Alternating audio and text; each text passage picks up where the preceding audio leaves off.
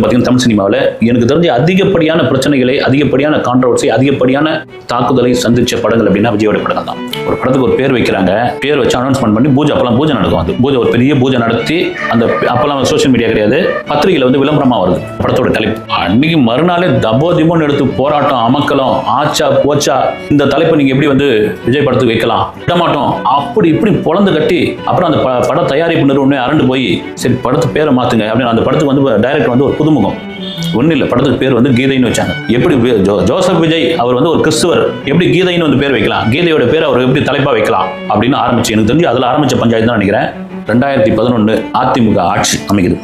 ஜெயலலிதா அவர்கள் தான் வந்து சிஎம் வராங்க.